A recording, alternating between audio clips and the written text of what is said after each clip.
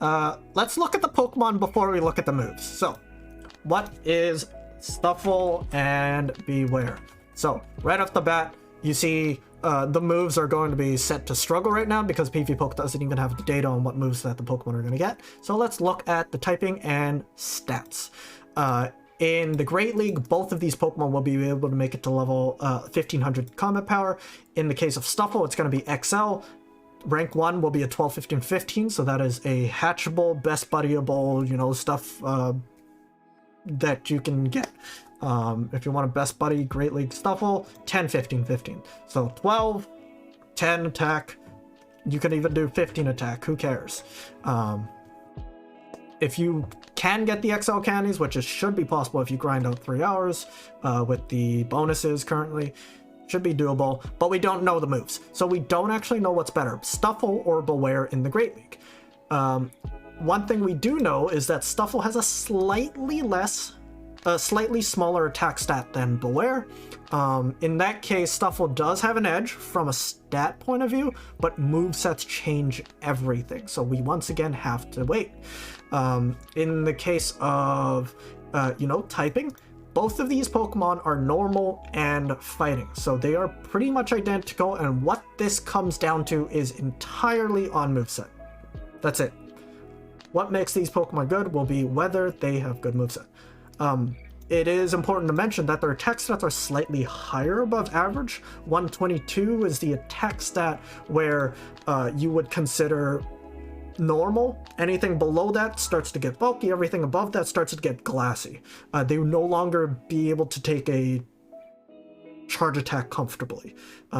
That's a good place to kind of measure attack stat. So,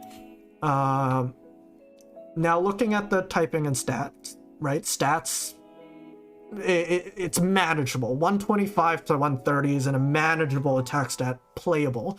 But looking from its typing perspective, what is it going to take super effective damage from? Will it be playable in the meta? So its weaknesses are going to be fighting, because of normal. Normal's only weakness is to fighting.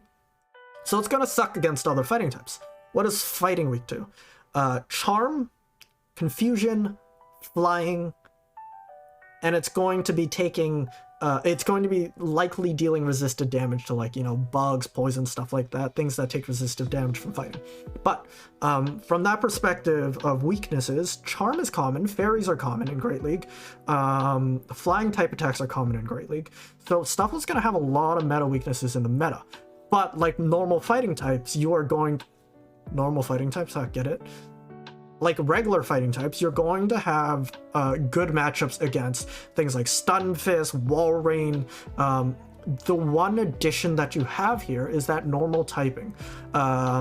You are going to be very similar to Scrafty in a sense where you are weak to fighting as a fighting type Pokemon, but you will have an edge against Ghost. Depending on its moveset, you might be able to deal with Psychic. But Psychic isn't as popular as a Ghost-type Pokemon, so it has a Scrafty-like playstyle. And I will explain why it's even more similar to Scrafty in a little bit. So, there is play, but there are hard walls in the meta. You do not want to face an Azu, you do not want to face a Skarmory, you do not want to face an Altaria. These are going to be common. These are going to be problematic, but Bewear should be playable with its current typing. That being said, we're looking at Great League. In the Ultra League, we are seeing much fewer counter users. The only counter users we see in the Ultra League are Scrafty, Obstagoon, and sometimes Machamp. These are going to be the 3 most popular fighting type users, and they're only on maybe half of the teams that you see. Meanwhile, in the Great League, you see Medicham, Scrafty, Vigoroth, Deoxys on every single team that you play. Escav sometimes too. Thank you, Mark. In the Ultra League, you are seeing much fewer things that deal super effective damage to you. Starting with fighting. Secondly, Fairy.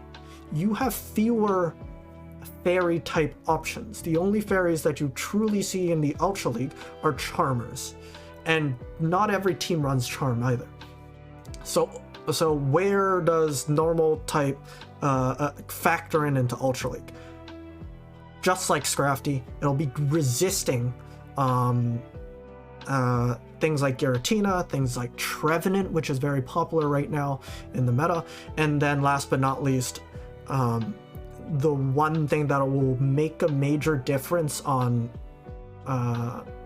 against Psychic or fighting type counters is that Psychic typing, the Psychic weakness. Scrafty will be resisting Psychic, Bewear will be taking super effective damage. So that's where the difference between Scrafty and Bewear comes in play.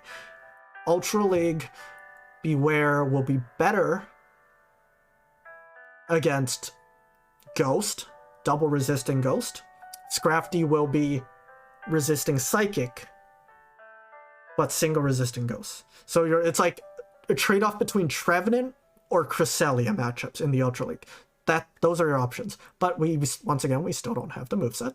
The only move that we do know that Bewear will get is Drain Punch. Evolve Stufful during the event for up to 2 hours afterwards to get a Bewear that knows the charge attack Drain Punch.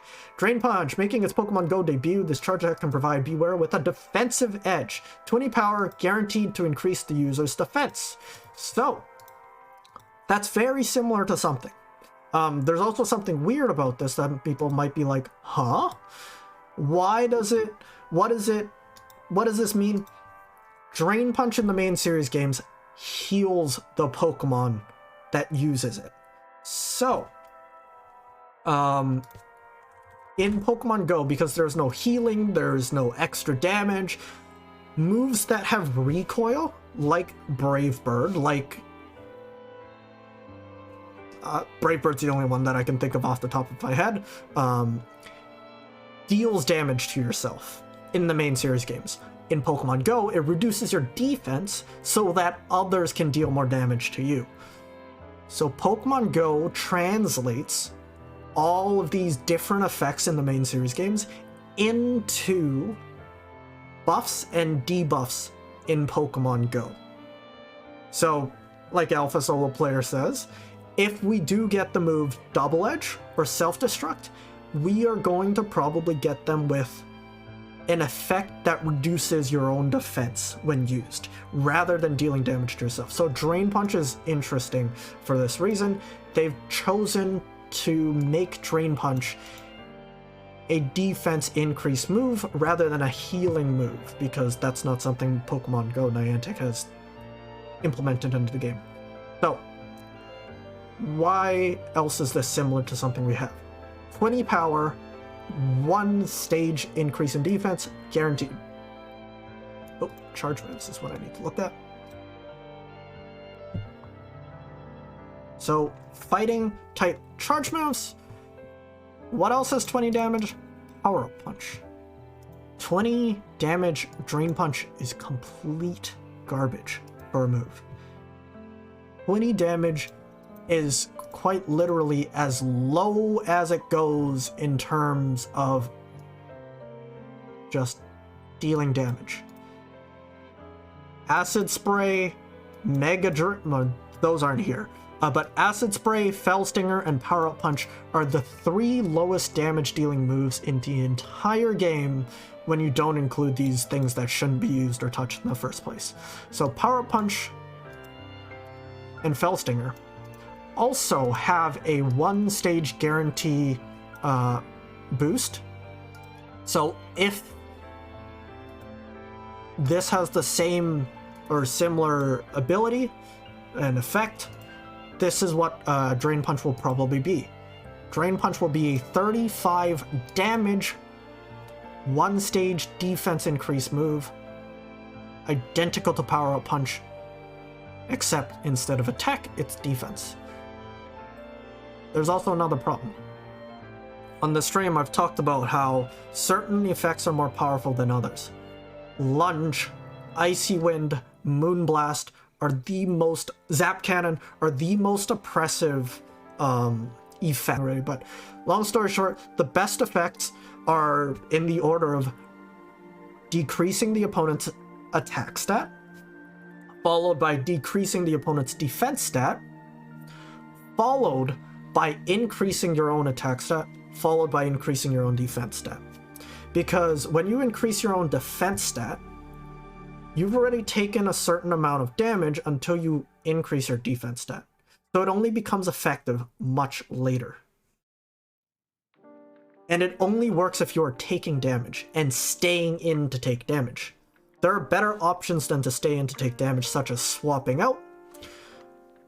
And being able to apply a debuff to the opponent is better than applying a buff to yourself, because when you apply a debuff to the opponent, you force your opponent into a situation where they have to leave a scenario that's unfavorable. If you play a long drawn-out battle against an Icy Wind user, against a Lunge user, you eventually do no damage. The best way to deal with that is to swap. But what happens when you swap? They can debuff you again before they swap with you. So that is the most oppressive type of effect. And because Drain Punch increases your defense, which is the most useless type of effect, and we already know that Power Up Punch is a terrible move, does no damage, and its attack stat boost is barely relevant, Drain Punch is kind of garbage. The least you could do is give it the damage that Poison Fang has, which is double the amount of damage for the same energy and similar effect. So you have the worst effect, worst damage in the game. The only plus side to this move is the fact that it is 35 energy. If there is any upside to Drain Punch, it is the fact that it is a bait move, it is a cheap move, and it is a high risk, high reward when you do bait with it and you get a defense boost in the process. That's it.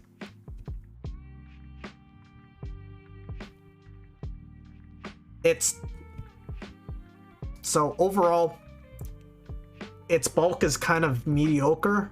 Doesn't really even have bulk. If it takes a super effective move, it's probably going to faint right away. Its typing is okay, better off in Ultra. Okay, viable in Great League. We're still going to have to see its moveset. Its exclusive attack is more of a cool, we have a new move, let's see what it might be on other Pokemon kind of variety move. Kind of like Psychic Fangs. Terrible on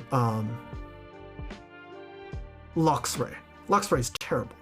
But it's gonna be good on